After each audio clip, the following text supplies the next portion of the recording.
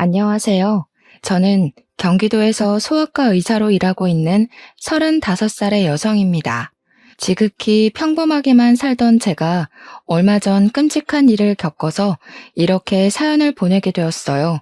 모든 일을 겪고 난 지금 다시 생각해봐도 어떻게 사람이 그럴 수 있나 싶기도 하고, 한편으로는 빨리 그 사람들의 실체를 알게 돼서 다행이다 싶기도 합니다. 그동안 아무에게도 말하지 못했지만 그래도 두 번 다시는 이런 일이 생기면 안 될 것 같아서 익명의 힘을 빌려 용기를 내 사연을 보냅니다. 저는 어린 시절부터 아이들을 정말 좋아했어요. 한때는 어린이집이나 유치원 선생님을 꿈꿨을 때도 있었지만 이보다 아이들에게 더 도움되고 의미 있는 일을 해보고 싶었습니다. 그래서 소아과 의사라는 꿈을 가지고 의대에 진학했고 열심히 노력해서 전문의 자격증도 따고 소아과도 개원할 수 있었어요. 사실 소아과를 개원할 때는 비용이 적지 않게 들어서 약간 부모님의 도움도 받긴 했습니다. 저희 아빠는 지금 자동차 부품 회사를 운영하고 계시는데 자세히는 모르지만 직원 수가 50명 정도 되고 연 매출이 100억 정도 되는 회사이거든요. 회사를 잘 운영하시는 부모님 덕에 저는 제가 하고 싶은 일을 다 하며 별 어려움이나 걱정 없이 편하게 살았습니다. 이랬던 제가 나이를 한 살 한 살 먹으면서 걱정이 생기게 되었는데 그것은 바로 저의 결혼 문제였습니다. 아이를 엄청나게 좋아했기에 결혼을 빨리 해서 저와 닮은 아이를 갖고 싶었으나 저는 어릴 때부터 공부만 해왔고 이성에 대해서는 큰 관심이 없었습니다. 그래서 남들은 다 하는 연애도 제대로 해본 적이 없었어요. 연애해야 결혼도 하고 아이도 갖고 할 텐데 연애도 해본 적이 없는 제가 무슨 수로 아이를 낳을 수 있겠습니까? 30살을 넘기면서 이대로는 안 되겠다 싶어 주변에서 결혼할 남자를 찾기 위해 백방으로 노력했어요. 그런데 연애와 공부는 다르더라고요. 공부는 제가 열심히 노력하면 얼마든지 되는 것이었는데 연애는 노력한다고 해서 되는 것이 아니었습니다. 남들은 어린 나이에 소아과 의사가 되어 개원한다고 부러워했지만 저는 정말 답답하고 결혼을 못하는 이 현실이 속상했어요. 그래서 결혼 정보 업체를 통해 제 짝을 찾아볼까도 했지만 조건만 보고 억지로 맺어진 인연은 싫었습니다. 그러던 어느 날이었어요. 소아과에 비타민과 같은 유아 영양제를 납품하는 제약회사가 있었는데 우리 병원을 담당하던 영업 직원이 새로 들어왔다고 인사를 왔습니다. 그런데 이 영업 직원이 저의 고등학교 동창 이도훈이었어요. 도훈이는 저를 한눈에 알아보고 너무 반가워하며 자신의 명함을 주었고 저도 반가운 마음에 제 명함을 건넸습니다. 도훈이는 학교 다닐 때부터 공부를 잘하더니 의사가 됐느냐고 하며 별일 없으면 오늘 저녁 퇴근 후 같이 밥이나 먹자고 했어요. 저도 별 약속이 없었고 그날은 야간 진료도 없어서 식당에서 보기로 했답니다. 그날 저녁 약속한 시각이 되어 만나기로 한 식당으로 나갔어요. 도훈이는 이미 식당에 와 있었고 제가 식당에 들어가자 아주 반갑게 맞아주었습니다. 고등학교 시절에는 그저 개구쟁이였는데 어른이 되고 어엿한 직장인이 된 도훈이는 참 늠름해 보였어요. 우리는 순수했던 고등학교 시절로 돌아가 그동안 살아온 이야기를 나누었습니다. 도훈이네 아버지는 작은 회사를 운영하고 계셨고 어머니는 보육원을 운영하고 계셨어요. 그리고 도훈이에게는 3살 많은 형이 있었는데 그 형은 지적장애 장애가 있었습니다. 대화하다가 문득 도훈이의 형이 생각나서 요새 어떻게 계시냐고 물었더니 좋은 짝을 만나 몇 년 전에 결혼했다고 하더라고요. 그날 우리는 밥과 술을 먹으며 급속도로 친해지고 그 뒤로도 종종 연락을 주고받았습니다. 주말에는 영화도 보고 같이 운동도 하며 자주 만나다 보니 우리는 서로에게 이성적인 호감이 생기기 시작했고 정식으로 연인이 되었어요. 그렇게 6개월 정도 만났는데 만나면 만날수록 도훈이는 참 좋은 사람이라는 생각이 들었습니다. 저의 이야기를 잘 들어주고 지난 6개월 동안 한 번도 욱하거나 화를 낸 적이 없었으며 어른들에게도 예의 바르게 행동했어요. 그런 모습을 보니 도훈이가 더 좋아지고 이런 사람과 결혼하고 싶다는 생각까지 하게 되었답니다. 도훈이 역시 저와 같은 생각이었는지 저와 결혼하고 싶다는 이야기를 종종 했고 서로의 마음을 확인한 우리는 결혼을 계획하고 각자의 집에 방문하기로 하였습니다. 먼저 이제는 저의 예비 남편이 된 도훈이가 우리 집에 인사를 드리러 왔어요. 저는 예비 남편에게 빈손으로 오라고 신신당부를 했지만 예비 남편은 그럴 수 없다며 어르신들에게 필요한 영양제에 과일까지 사들고 집에 왔습니다. 부모님은 너무 반가워하시며 제가 나이 먹고 결혼도 못할 줄 알았는데 이렇게 저와 결혼을 결심해줘서 고맙다며 아주 많이 반겨주셨어요. 도훈이는 엄마가 새벽부터 준비하신 음식들을 아주 복스럽게 먹었고 그런 모습을 본 부모님은 아주 좋아하셨습니다. 식사를 마친 후 거실에서 이야기하다가 예비 남편의 부모님, 저에게는 예비 시부모님에 관한 이야기가 나왔습니다. 그런데 놀랍게도 예비 시아버지가 운영하는 회사가 우리 아빠 회사의 하청업체더군요.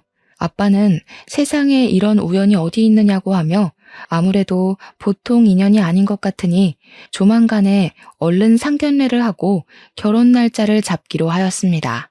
도훈이와 부모님의 첫 만남은 아주 화기애애했고 이어서 다음 주에는 제가 예비 남편의 집에 첫인사를 드리러 갔어요. 저는 어지간하면 긴장을 하지 않는 성격인데 정말 심장이 튀어나올 정도로 엄청나게 떨렸습니다. 예비 남편은 그런 저의 손을 꼭 잡아주며 우리 부모님은 이미 허락하셨으니 친척집이라고 생각하고 편하게 이야기하라고 했어요. 집에 들어가니 예비 시어머니는 저를 너무 반갑게 맞이해 주시며 소아과 의사이니 공부는 당연히 잘했을 텐데 얼굴도 참하게 이쁘다며 반겨주셨습니다. 예비 시아버지 역시 환하게 웃으시며 잘 왔다고 어서 오라고 하셨어요. 두 분의 따뜻한 환대를 받으며 거실로 들어갔는데 상에 육회, 공회 모든 음식이 다 있더라고요. 세상에, 저 이런 상은 식당에서나 봤지 집에서는 처음 봐요. 저 음식 가리는 것 없어서 밥에 김치만 있어도 잘 먹는데 힘들게 왜 이리 많은 것을 차리셨어요. 너무 감사합니다. 우리 집 며느리가 될 사람이 처음으로 왔는데 당연히 맛있는 음식으로 대접해야지. 어서 와서 앉아요. 예, 지은아, 네 동서 될 사람 왔는데 왜 이리 꾸물거리니? 빨리 밥 가져오지 못해? 부엌에서는 저의 예비 형님이 땀을 뻘뻘 흘리며 얼굴이 시뻘개져서 허둥지둥 음식을 준비하고 있었습니다. 저는 예비 형님이 당연히 저보다 나이가 많을 줄 알았는데 한눈에 딱 봐도 너무 앳되고 어려 보였어요. 예비 형님께 인사를 하고 저와 예비 남편 그리고 예비 시부모님과 예비 시아주버님까지 상 앞에 앉았습니다. 그런데 예비 형님 혼자서 수저를 놓고 밥을 나르고 국을 나르고 계시는데 아무도 예비 형님을 도와주지 않았어요. 어느 정도였냐면 쟁반에 밥과 국, 수저를 가지고 오면 앉아있는 사람들끼리 상을 차릴 수는 있잖아요. 그런데 예비 남편을 포함한 모든 가족이 그조차도 하지 않아서 예비 형님 혼자 이리저리 다니며 수저를 일일이 다 놓고 밥과 국도 놓더라고요. 이건 아닌 것 같아서 제가 좀 거들려고 자리에서 일어났습니다. 예비 시어머니가 그런 저에게 어디 가느냐고 하시길래 형님 혼자 바빠 보여서 일 좀 거들려고 한다고 했더니 어머니는 굳이 그럴 필요 없다며 오늘 처음으로 온 자리니 그냥 편하게 밥이나 먹고 가라고 하셨어요.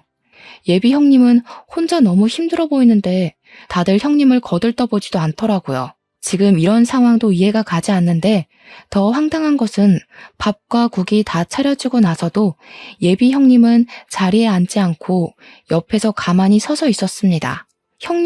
형님도 같이 앉아서 식사해요. 저 때문에 음식 다 차리시느라 힘드셨을 텐데 같이 드셔야죠. 쟤는 원래 나중에 먹는단다. 신경 쓰지 말고 어서 먹어. 알겠지? 그리고 지은아, 국이 너무 짜잖니? 너는 살림을 얼마나 했는데 아직도 간 하나 제대로 못 맞추니? 하여튼 뭐 하나 제대로 할 줄 아는 게 없어요. 가서 물이나 떠와. 예비 시어머니는 저한테는 아주 상냥하고 나긋나긋하게 잘 대해주었지만 예비 형님한테는 너무 까칠하고 매섭게 이야기하셨습니다. 예비 형님은 그런 어머니의 말에도 원래부터 당연히 그래왔던 것처럼 억울한 표정 하나 없이 밥상 옆에 서 있었고 다른 가족들도 그런 예비 형님을 아무도 신경 쓰지 않았어요. 예비 아주버님 역시 마찬가지였습니다. 자신의 부인이 이런 하대를 받고 있는데도 아무렇지 않게 생각하고 밥만 먹고 있더라고요. 이런 모습이 저는 너무 불편하고 이해가 되지 않았습니다. 편하지 않은 식사가 마쳐지고 부엌에 가보니 설거지할 그릇이 정말 많았고 예비 형님은 그 앞에서 한숨을 쉬고 있었어요. 밥도 못 먹고 차리기만 한 형님이 안쓰러워서 주방에서 같이 설거지를 하려고 했습니다. 제가 고무장갑을 끼자 예비 시어머니는 네가 왜 고무장갑을 끼느냐고 하며 이런 일은 지은이 시키면 된다고 하셨어요. 그러면서 어머니는 제 손에 있던 고무장갑을 빼버리고 예비 형님한테 빨리 상 치우고 과일을 내오라고 했습니다.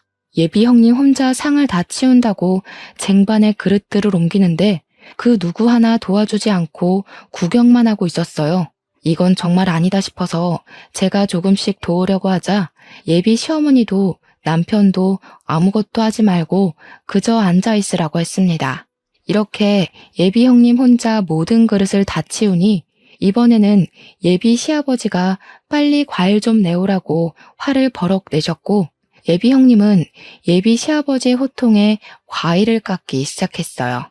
예비 형님 혼자 종종거리며 과일과 차를 내오고 혼자 부엌에 들어갔습니다. 저는 그런 예비 형님이 신경 쓰여서 마음 편히 있을 수가 없었어요. 저의 이런 속도 모르고 예비 남편은 그저 실실 웃으며 과일을 먹고 있었고 예비 시아버지는 자신이 운영하는 회사와 우리 아빠가 운영하는 회사가 협력 관계라며 세상에 이런 우연이 어딨냐며 좋아하셨습니다. 예비 시어머니와 예비 아주버님도 아주 좋아했지만 이 순간에도 예비 형님은 마치 이 집의 가정부처럼 설거지하고 있었어요. 그래도 가족인데 혼자서 설거지를 다 하는 것이 너무 힘들 것 같아 다시 부엌으로 향했습니다. 아가야, 네가 왜 부엌으로 가니? 뭐 필요한 거 있니? 그게 아니라 형님 혼자 너무 힘드실 것 같아서 도우려고요. 아까 보니까 그릇이 엄청 많이 쌓였던데 아무래도 혼자서 하려면 너무 오래 걸릴 것 같아요. 형님과 이야기도 좀 나누고 싶고요. 그런 힘든 일은 제 혼자 해도 충분해. 너는 손님으로 온 것이니 제 신경 쓰지 말고 앉아서 과일이나 먹으렴. 그리고 무슨 형님이랑 대화하니? 우리끼리만 하면 되지. 지은아, 너도 빨리 설거지 마무리하고 좀 쉬어. 너 때문에 우리 새아가가 불편해하지 않니? 아유, 쟤는 눈치도 없고 생각도 없고 손도 느리고. 예비 시어머니는 제가 민망하게 느낄 정도로 예비 형님을 혼내셨습니다. 이렇게 예비 시어머니가 대놓고 무시를 하는데도 아무도 여기에 대해 토를 달지 않았고 이게 당연하다는 듯이 앉아서 과일을 마저 먹고 있었어요. 심지어 예비 형님의 남편까지도요. 이런 분위기가 정말 이해가 가지 않았고 너무 불편했습니다.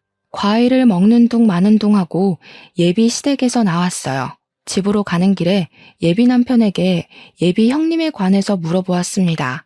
예비 형님은 원래 예비 시어머니가 운영했던 보육원에서 아기 때부터 자랐다고 해요. 그러다가 만 18세가 되어 보육원을 퇴소하고 바로 형과 결혼을 해서 지금까지 시댁에서 같이 살며 집안일을 하고 있었습니다. 그럼 형님은 몇 살이냐고 물으니 이제 고작 23살이래요.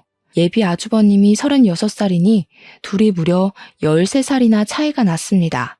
남편에게 그럼 아주버님과 형님이 정말 사랑하고 연애해서 결혼한 것이냐고 했더니 그런 건 아니고 그냥 부모님이 결혼하라고 해서 했다는 거예요. 여러분은 이게 말이 되시나요? 지금 세상이 어떤 시대인데 부모님이 정해준 짝과 정략 결혼을 합니까? 저는 아주 기가 막혀서 어이없어 하는 반면 예비 남편의 표정은 너무 태연했습니다. 예비 형님이 이렇게 사시는 것은 아주 당연하다는 뜻이요. 나는 솔직히 어머니가 형님한테 막 대하는 것도 이해가 가지 않고 그런 모습을 보고도 다들 가만히 있는 것도 이해가 가지 않아. 그리고 지금이 어느 시대인데 어머니가 결혼하라고 해서 결혼하고 또 밥상 차린 며느리한테 고생했다는 말은 하지 못할 망정 옆에 서 있으라고 하니? 형수는 아주 어린 시절부터 보육원에서 자라면서 엄마의 도움으로 고등학교까지 졸업했고 졸업 후에도 형과 결혼시켜서 가족이 되어준 거야. 오늘 하루만 본 너는 이해가 안 될 수도 있겠지만 엄마로서는 피 한 방울 섞이지 않은 남에게 학비도 대주고 옷도 입히고 밥도 먹이면서 키운 데다가 가족도 없는 사람에게 가족도 되어줬는데 이 정도 대접은 받아도 되는 거 아니야? 이게 대접이야? 글쎄, 내가 보기에는 형님 그냥 그 집의 가정부이고 하녀 같아 보였어. 차라리 진짜 가정부라면 월급이라도 받지. 형님은 뭐 돈이라도 받니? 난 이 모든 상황이 이해가 가지 않네. 그리고 어머니가 그렇게 한다고 해도 너라도 그렇게 하지 못하게 말렸어야지. 어떻게 그냥 그거를 보고만 있어? 뭘 그렇게 따지고 들어. 어차피 너는 평일에는 매일 병원에서 출근해서 집안이 어떻게 돌아가는지 알지도 못할 텐데. 그냥 형과 형수는 형수의 인생을 살고 나랑 너는 우리끼리의 인생을 살면 되는 거 아니야? 그냥 그러려니 하면 되지. 뭘 그렇게 하나하나 다 따져대냐? 따지는 게 아니라 사람이라면 당연히 이상하다고 생각하는 거 아니야? 길 가는 사람들한테 물어봐. 어머니가 형님한테 하는 대우가 정말 타당한 것인지 말이야. 아주버님은 지금 많이 아프시니까 그런 사리분별이 조금 어려워도 너는 사리분별 올바르게 할 수 있잖아. 이게 지금 옳은 일인 것 같니? 너라도 말리고 형님 편이 되어드려야지. 제가 처음으로 큰 소리를 내자 예비 남편은 마지못해 알겠다고 했습니다. 그날 집에 와서 아무리 생각해봐도 예비 시댁이 이해가 가지 않았고 예비 형님은 어린 나이에 왜 그런 고생을 하고 살고 있는지도 궁금했어요. 저는 부모님께도 제가 예비 시댁에서 본 것들을 그대로 말씀드렸어요. 아무리 며느리라고 해도 그렇지 세상에 그런 대우를 하는 사람들이 어딨냐며 도울 방법을 찾아보라고 했습니다. 다음 날 예비 남편과 퇴근 후 만나기는 했지만 이전과는 다르게 뭔가 묘하게 어색하고 불편했어요. 원래는 우리가 만나면 한시도 쉬지 않고 대화를 나눴는데 이날은 대화가 자꾸 끊기고 시간이 잘 가지 않았습니다. 화요일, 수요일에도 원래는 퇴근하면 잠깐이라도 만났지만 예비 남편은 피곤하고 야근을 한다고 이유로 저를 만나지 않았어요. 뭔가 피하는 것 같다는 생각이 들었습니다. 그리고 목요일이 되었어요. 우리 병원은 매주 목요일에 휴진해서 그날 개인적인 업무를 많이 보곤 했습니다. 이날은 엄마의 심부름으로 마트에 갔는데 예비 형님이 마트에 있었어요. 저는 너무 반가워서 예비 형님한테 인사를 했습니다. 얼마 전 집에서 처음 봤을 때보다 더 어리고 풋풋해 보였어요. 저는 저번에 인사드리러 간 날 대화도 제대로 못 나눴는데 잠깐 커피 한잔 할 수 있냐고 물었습니다. 예비 형님은 어머니가 친구 집에 놀러 가셔서 괜찮을 것 같다고 했어요. 우리는 근처 카페에서 음료를 주문하고 어색하게 앉아 있었습니다. 저는 예비 형님에게 아주버님과 어떻게 결혼을 했는지 물어보았어요. 예비 형님은 저번에 예비 남편이 말한 대로 보육원에서 자라 어머니를 진짜 엄마로 생각하고 따랐다고 합니다. 그러다 만 18세가 되어 보육원에서 나가야 했는데 어머니가 자기 아들과 결혼하라고 해서 결혼했다고 해요.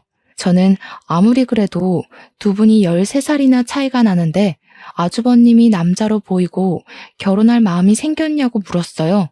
예비 형님은 사실 그때 보육원에서 나가면서 돈도 없었고 나가서 할 줄 아는 것도 없어서 그 당시에 먹고 살려면 결혼하는 수밖에 없었다고 합니다. 저는 두 분이 사랑도 없이 결혼했는데 후회되지 않냐고 물었어요.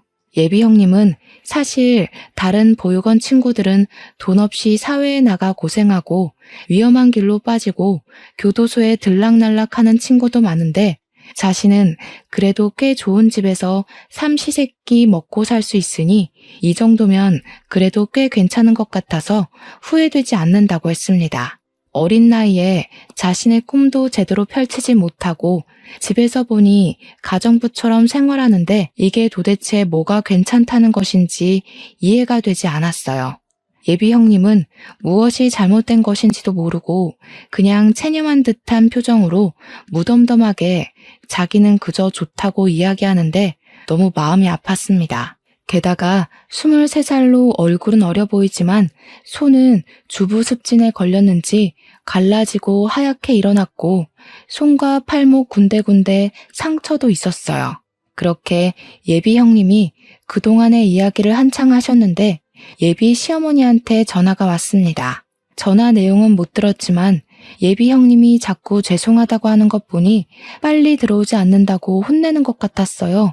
이대로 들어가면 예비 형님이 크게 혼날 것 같아서 일부러 예비 시댁으로 같이 들어갔습니다. 예비 시어머니는 당연히 예비 형님 혼자서 들어올 줄 알았는데 저와 같이 들어오자 깜짝 놀라셨어요. 저는 오늘 진료가 없는 날인데 마트 장 보러 갔다가 우연히 만났다고 했습니다. 예비 시어머니는 저에게 얼른 들어오라고 하며 예비 형님에게 마실 거리 좀 내오고 가서 화장실에서 이불 빨래를 하라고 했어요. 제가 집 앞에 세탁소가 있던데 집에서 이불 빨래를 하느냐고 물으니 집에 지은이가 있는데 왜 돈을 들이냐고 했습니다. 예비 시어머니는 예비 형님을 가족이 아닌 그저 가정부로만 보았어요. 저는 이 집에서 예비 형님을 빨리 구해내야겠다고 생각했고 예비 시어머니가 운영하는 보육원의 다른 아이들은 과연 잘 지내고 있을지 궁금했습니다. 직접 제 두 눈으로 아이들을 확인해보고 싶어서 예비 시어머니에게 보육원에 가서 의료봉사를 하겠다고 제안했어요. 의료봉사? 해주면 좋긴 한데 너도 바쁠 텐데 굳이 할 필요 있겠어? 아이들도 50명이나 돼서 혼자서는 힘들 텐데. 50명이면 우리 학교 후배들과 함께 의료봉사 나가면 돼요. 의료봉사하면 다양한 환자들을 접할 수 있어서 의사 후배들한테 도움이 되는 부분이 있거든요. 저도 예전부터 의료봉사 꼭 해보고 싶기도 했고요. 어차피 아이들 건강 상태도 검사해야 할 테니 제가 가서 할게요. 이번 주 일요일에 별일 없는데 보육원에 가도 되죠? 일요일? 그래, 일단 알겠다. 보육원에 말은 해놓으마. 아, 그리고 어머니, 예비 형님이 보육원 출신이라고 들었어요. 그날 예비 형님과 같이 가고 싶은데 그래도 되죠?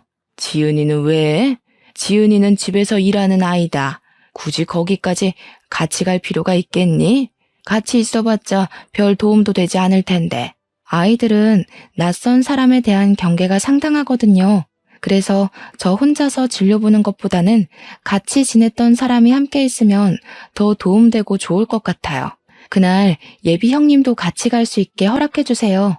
예비 시어머니는 예비 형님도 같이 가게 해달라는 말에 매우 당황한 듯 보였지만 제가 거의 조르다시피 하여 허락을 받아냈습니다. 저는 일요일에 예비 시댁에 와서 식구들을 다 태우고 보육원에 가기로 했어요. 다 함께 봉사를 가기로 한 일요일이 되었습니다. 평소에 친하게 지내던 학교 후배들은 바로 보육원으로 출발했고 저는 예비 시댁으로 가서 예비 시어머니와 예비 남편 그리고 예비 형님과 다 같이 보육원으로 향했어요. 예비 남편과 저는 여전히 뭔가 어색했습니다. 보육원에 의사 후배들이 먼저 도착해 있었고 아이들은 운동장에 있었는데 20명 정도밖에 없어 보였어요. 저는 예비 시어머니에게 50명 정도 되는 아이들이 있다고 했는데 왜 이거밖에 없냐고 물었더니 지금 30명 정도는 날이 좋아 소풍을 갔다고 했습니다. 저와 의사 후배들은 바로 조를 짜고 20명의 아이를 분담해서 진료를 시작했어요. 예비 형님은 제 옆에서 아이들의 긴장을 풀어주는 역할을 했고 예비 시어머니와 예비 남편은 보육원 내의 사무실에 들어갔습니다. 진료를 시작했는데 제가 그동안 소아과에서 본 아이들과는 달리 표정이 모두 다 어두웠어요. 원래 아이들은 어른들과는 달라서 아프고 열이 나도 떠들고 장난치는데 보육원에 있는 모든 아이가 눈치 보는 것 같고 뭔가 겁에 질린 표정들이었습니다. 예비 형님이 일부러 아이들에게 말을 걸었지만 다들 저와 후배들을 경계하고 있는 것 같았어요. 묻는 말에 대답도 하지 않고 웃긴 하는데 억지 웃음이었습니다. 아이들의 표정도 상태도 이상했고 제가 분명히 오늘 의료봉사를 한다고 했는데 그 날짜에 맞춰서 절반이나 되는 아이들이 소풍을 갔다는 것도 이상했어요. 다행히 운동장에 있던 아이들은 크게 아픈 곳은 없어 보였습니다. 진료를 마치고 보육원을 둘러보다가 보육원 후문 쪽에 창고 같은 건물이 하나 있었어요. 그곳은 뭐 하는 곳인지 궁금해서 들어가려고 하니 문이 잠겨 있더라고요. 저는 다시 돌아오려다가 무슨 소리가 들리는 것 같아 그 앞에 귀를 대고 서 있으니 보육원 직원이 놀라서 쫓아왔습니다. 여기는 그냥 창고로 쓰이는 곳이고 직원들 외에는 들어갈 수 없으니 얼른 저쪽으로 가라고 했어요. 일단 가기는 갔는데 창고 안에서 분명히 사람 소리가 들렸는데 창고라고 하니 뭔가 수상했습니다. 미심쩍은 부분이 너무 많았고 아이들도 겉보기에는 괜찮아 보였지만 심리적으로는 매우 불안해 보였어요. 그래서 이 보육원에 대해 조금 더 알아봐야겠다는 생각이 들었습니다. 일단 그날은 진료를 마치고 예비 시어머니 몰래 예비 형님의 전화번호를 받아냈어요.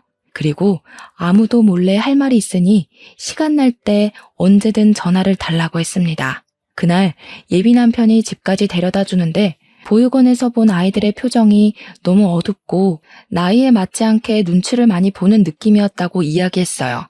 예비 남편은 부모가 버린 아이들의 표정이 밝을 리가 있겠냐며 부모님 손잡고 소아과에 온 아이들과 여기에 있는 아이들이 당연히 다를 수밖에 없는 것이 아니냐고 했습니다. 그러면서 보육원 아이들은 부모한테도 버려진 아이들인데 왜 이리 예민하게 구냐고 했어요. 나는 소아과 의사이고 아이들의 상태를 체크해야 하는 사람이야.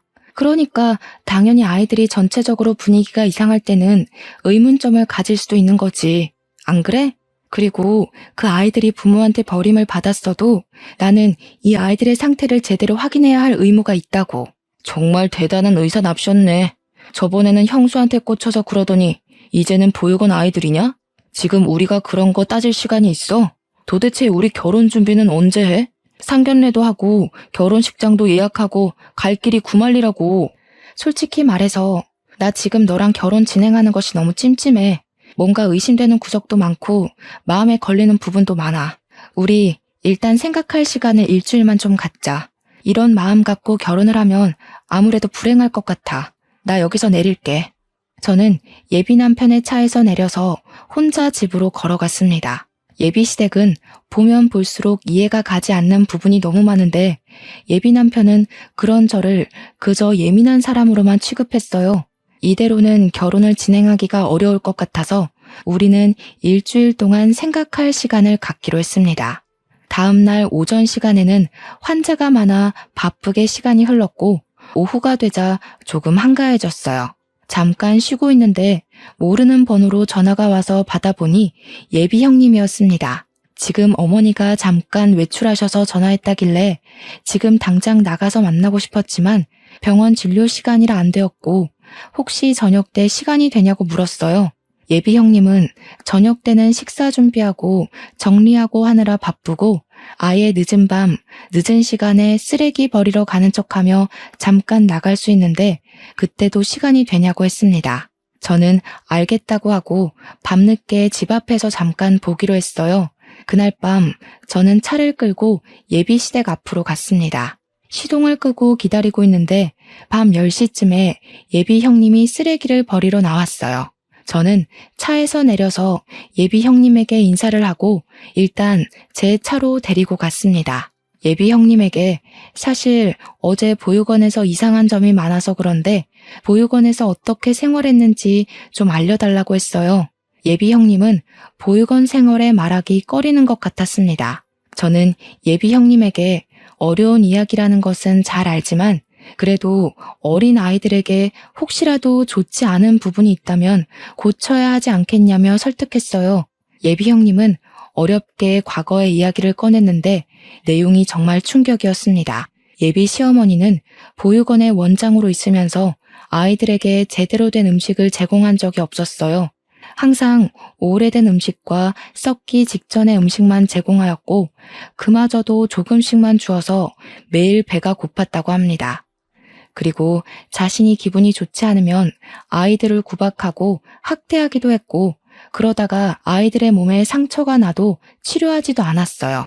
어쩌다 한 번씩 의료봉사나 손님들이 오면 몸에 상처가 있거나 흉터가 있는 아이들은 지하의 강당에 가둬놓았다고 했습니다. 아마 어제도 아이들이 소풍을 갔다고 했지만 지하의 강당에 갇혀 있었을 것이라고 했어요. 그리고 누가 보육원에 방문하면 무조건 웃고 외부에서 온 사람들과 절대 말 섞지 말라고 교육했다고 합니다.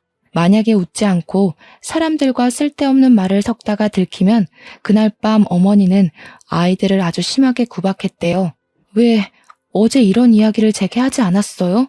어제 알았으면 제가 아이들을 찾아라도 봤을 텐데요. 사실 어머니가 저는 눈치가 빠르다고 하면서 많이 때리지도 않으셨고 예뻐해 주셨어요. 다른 보육원 친구들은 자립금을 얼마 주지도 않고 만 18세가 되어 거의 맨몸으로 쫓겨날 때 저는 이 집으로 시집와서 따뜻하게 삼시세끼 먹고는 있잖아요. 지금 다른 친구들은 길거리에서 생활하고 이미 교도소도 몇 번 들락날락하기도 했어요. 저 그 친구들처럼 이 집에서 내쫓길까봐 두려워요. 제가 본 것들 그냥 입 다물고 모른 척하고 있으면 이 집에서 오래 살 수 있는데 괜히 폭로하면 이 집에서 저 쫓겨난다고요. 그러니 언니 제발 제가 이 집에서 쫓겨나지 않게 그냥 이 모든 사실 모른 척 해주세요. 저 여기서 쫓겨나면 아무 데도 갈 곳이 없어요. 부모님도 없는 저는 세상에 혼자 버려진다고요.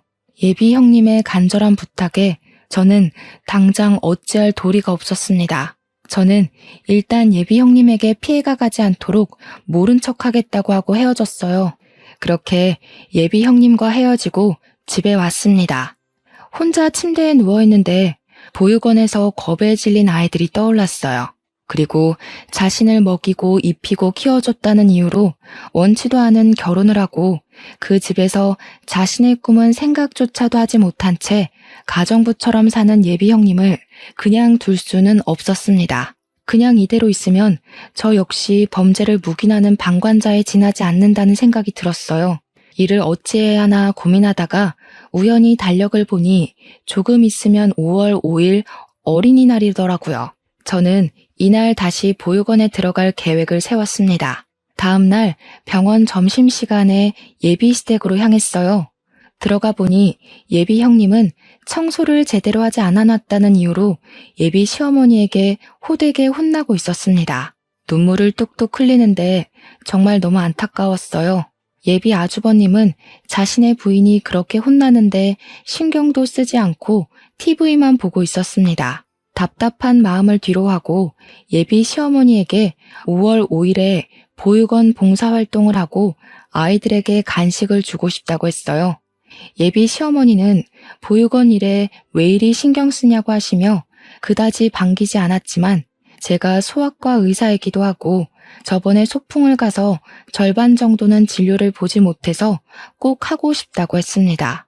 그리고 어린이날이니 아이들이 좋아하는 피자나 치킨 같은 간식을 제공하려고 한다고 하며 예비 형님도 같이 가자고 했어요. 예비 시어머니는 탐탁치 않은 표정으로 굳이 그럴 필요 없다고 하셨지만 제가 완강하게 말하니 어쩔 수 없이 허락했습니다. 저는 예비 시어머니의 허락을 받아냈고 그 후 예비 형님에게 연락해서 보육원의 지하 강당이 어디냐고 물어봤어요. 그곳은 후문 쪽에 들어가는 입구가 따로 있었고 매일 잠가놓는데 사무실에 그 열쇠가 있다고 했습니다. 순간 저번에 후문에 있던 창고 문을 열려고 하니 보육원 직원이 깜짝 놀라 했던 것이 떠올랐고 직감적으로 거기가 바로 지하 강당일 것 같다는 생각이 들었어요. 제가 알게 된 모든 사실을 부모님께 말씀드리니 부모님은 세상에 어떻게 아이들을 데리고 그런 짓을 할 수 있냐며 이거는 절대 용서하면 안 될 행동이라고 분노하셨습니다. 그런 집안과 제 결혼은 당연히 안 되는 것이고 이들이 법의 심판을 받도록 해야겠다고 하시며 제게 평소에 친분이 있던 변호사 한 분을 소개해 주셨어요. 저는 변호사님께 내가 알고 있는 사실들에 관해서 이야기했고 변호사님은 최선을 다해 도와주겠다고 했습니다. 그리고 예비 형님은 자신의 의지와는 상관없이 보육원 원장인 어머니가 시켜서 지적장애 장애가 있는 아들과 결혼한 것인데 혹시 혼인 취소가 가능하냐고 물었어요. 어렵기는 하지만 그래도 상황을 보면 아주 힘들 것 같지는 않다며 한번 진행해 보자고 했습니다. 그리고 5월 5일 어린이날이 되었어요. 저는 의사 후배들과 변호사님을 의사 후배인 척 위장을 하고 함께 보육원으로 향했습니다. 그날도 아이들은 운동장에 모여 있었는데 30명 정도밖에 없었어요. 나중에 온 예비 시어머니에게 아이들이 왜 이것밖에 없냐고 했더니 저번에 소풍 가서 진료를 못 본 아이들만 있고 그날 소풍을 못 간 아이들이 오늘은 소풍을 갔다고 했습니다. 아이들은 여전히 표정이 밝지 않았고 우리를 상당히 경계했어요. 한 명씩 진료를 보다가 직원들이 바쁜 틈을 타서 저와 변호사는 빠져나왔습니다. 몰래 사무실로 들어가 열쇠 뭉치를 찾아 챙기고 후문 쪽에 창고로 갔어요. 열쇠가 하도 많아 시간이 오래 걸렸지만 예비 시어머니와 보육원 직원들이 아이들에게 간식을 주느라 바빠서 저와 변호사님을 신경 쓰지 못했습니다. 드디어 창고의 열쇠를 찾았고 들어가서 지하로 가보니 예비 형님의 말대로 강당이 있었고 그곳에는 정말 진료를 받아야 할 아이들이 있었어요. 아이들은 제대로 먹지도 못했는지 많이 힘들어 보였고 몸 곳곳이 상처투성이었습니다. 일단 변호사님은 증거를 남겨놔야 한다며 핸드폰으로 사진을 찍었고 저는 바로 경찰에 신고하고 아무렇지 않은 표정으로 다시 운동장으로 갔어요. 운동장에서는 예비 시어머니가 아이들에게 피자를 나눠주고 있었고 아이들은 서로 이야기도 하지 않고 허겁지겁 먹고 있었습니다. 예비 시어머니가 저를 찾았다며 어디에 다녀왔냐고 물으셔서 잠깐 화장실에 다녀왔다고 하며 대충 둘러댔어요. 잠시 후 저의 신고를 받고 출동한 경찰들이 보육원으로 들어왔습니다. 예비 시어머니가 무슨 일로 오셨냐고 물었고 경찰들은 여기 아동학대 신고가 들어왔다고 했어요. 예비 시어머니는 지금 아이들이 논란이 빨리 가라고 했지만 경찰들은 신고가 들어온 이상 확인을 해봐야 한다고 했습니다. 이쪽으로 오세요. 저기 창고에 지하 강당이 있는데 그곳에 아이들이 있습니다. 어머니, 언제까지 끔찍한 일들을 숨기려고만 하셨어요? 어떻게 따뜻한 손길이 많이 필요한 아이들에게 이런 짓을 하실 수가 있으세요? 예, 유나야. 지금 무슨 말을 하는 거니? 내가 뭘 어쨌다고? 그리고 지하 강당이 있다는 것은 어떻게 알았어? 설마 지은이가 다 이야기한 거니? 누가 이야기한 것이 뭐가 중요하겠어요. 어머니가 지금 아이들을 학대하고 보육원 출신인 형님의 인생을 망쳤다는 것이 중요하죠. 어떻게 아무리 부모님이 없다고 해도 그렇지 어머니 맘대로 자기 아들과 결혼시킬 생각을 하세요? 정말 끔찍합니다. 어머니가 그동안 저지른 모든 일들 다 처벌받게 될 거예요. 단단히 각오하세요. 예비 시어머니는 아동학대 혐의로 경찰에 바로 구속수사가 진행되었습니다. 저는 함께 경찰서를 갔다가 예비 형님과 함께 우리 집으로 갔어요.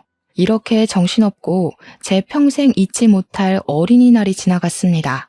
다음 날 병원에서 진료를 시작하려는데 밖에서 시끄러운 소리가 들려서 나가보니 예비 남편이 화가 잔뜩 나서 다 뒤집어 엎고 난리더라고요. 야, 김윤아, 너는 남의 집 이렇게 풍비박산을 내놓고 태연하게 일을 하고 있어? 어떻게 사람이 이렇게 잔인해? 잔인? 진짜 잔인한 사람들이 누군데 여기 와서 난리야? 너네 부모 그동안 지은 씨를 얼마나 못살게 굴었니? 부모 없는 고아라는 이유로 자기들 멋대로 결혼시키고 집에서 가정부처럼 일 시킨 사람들이 어디서 나한테 잔인하대. 너희들은 그냥 너희들이 저지른 일에 대한 벌을 받은 거야. 알겠어? 괜히 여기 와서 화풀이하지 말고 빨리 가. 이게 지금 보자 하니까 그니까 넌 지금 네가 잘했다는 거야? 당연하지. 힘없는 아이들 학대하고 괴롭히는 사람들은 당연히 벌 받아야 하는 거 아니야? 안 그래요, 어머니들? 이때 병원에는 아이들의 어머니들이 정말 많이 계셨습니다. 저와 예비 남편의 대화를 다 들은 어머니들이 웅성대기 시작했고 아이들을 학대한 사람들은 당연히 벌 받아야 한다며 다들 제 말에 적극적으로 동의하셨어요. 예비 남편은 어머니들의 반응에 더는 말을 못 이어나가고 소리 지르며 정신 나간 사람처럼 발광했고 저는 예비 남편을 경찰에 신고했습니다. 결국 예비 남편은 경찰에 끌려나갔고 그게 그의 마지막 모습이었네요. 그 뒤 예비 형님, 아니 지은 씨는 우리 집에서 같이 생활했습니다. 우리 엄마가 해주신 음식을 먹고 저와 같은 방에서 살았는데 평생 혼자 살던 내게 친동생이 생긴 것 같아서 너무 좋았어요. 사실 옛날부터 자매끼리 같이 마시는 음식도 먹고 놀러 다니는 모습을 보면 너무 부러웠거든요. 저도 그런 동생이 생긴 것 같아서 같이 사는 게 즐겁답니다. 지은 씨는 우리 집에서 한 달 정도 쉬고 바로 혼인 취소 소송을 진행했어요. 전 예비 시어머니는 보육원에서 아동학대 혐의로 조사를 받느라 정신없고 지은 씨의 남편은 정신적으로 힘들어서 제대로 된 소송이 어려웠습니다. 그런데 도훈 씨 아버지가 지은 씨 남편의 후견인 자격으로 혼인 취소를 안 시키려고 하는 거예요. 이를 어찌해야 하나 싶어 아빠에게 말씀드렸더니 걱정하지 말라며 방법이 하나 있다고 하셨어요. 현재 도훈이 아버지의 회사가 우리 아빠 회사의 하청업체인데 그쪽 회사 매출의 80%가 우리 아빠 회사와의 거래로 생긴다고 합니다. 따라서 아빠 회사가 거래를 끊어버리면 도훈이 아버지의 회사는 운영이 어려운 상황이었어요. 이러한 점을 이야기하며 아빠는 도훈이의 아버지에게 혼인 취소해주지 않으면 모든 거래를 끊어버리겠다고 했습니다. 결국 도훈이 아버지는 어쩔 수 없이 첫째 아들의 혼인을 취소했고 지은 씨에게 위자료까지 주게 되었어요. 그 뒤로 지은 씨는 우리 집에서 생활하며 아빠 회사의 격리 직원으로 일하고 있습니다. 지은 씨는 이번 일을 겪으면서 자신도 누군가에게 도움이 되는 사람이 되고 싶다며 간호조무사 자격증을 따려고 공부도 열심히 하고 저와 함께 한 달에 한 번은 보육원 봉사활동을 다니고 있어요. 그리고 도훈이의 어머니는 아동학대 혐의가 인정되어 징역 2년에 집행유예 4년을 선고받았답니다. 이번에 이 일을 겪으면서 너무 화가 나기도 하고 어린 아이들이 정말 안타까웠어요. 의지할 곳 하나 없는 어린아이들을 괴롭히고 이용하는 나쁜 사람들이 아직도 세상에 있다는 것이 정말 속상했습니다. 사실 저는 그동안 여기 사연을 듣기만 했지 쓰는 사람은 아니었지만 너무 답답한 마음이 들어서 이렇게 사연을 쓰게 되었어요. 제 글솜씨가 그다지 좋지 않아 저의 답답한 마음이 여러분께 제대로 전달되었는지는 모르겠습니다. 그때 일을 생각하며 쓰려니 뒤죽박죽이 되어버린 것 같지만 그래도 상황 설명은 어느 정도 되었으리라 생각되네요. 다시는 이런 일이 없으면 좋겠고 세상의 모든 아이가 다들 행복해지는 그날이 오기를 바라며 저의 사연은 여기서 마무리 지으려고 합니다. 끝까지 들어주신 모든 분께 진심으로 감사드립니다.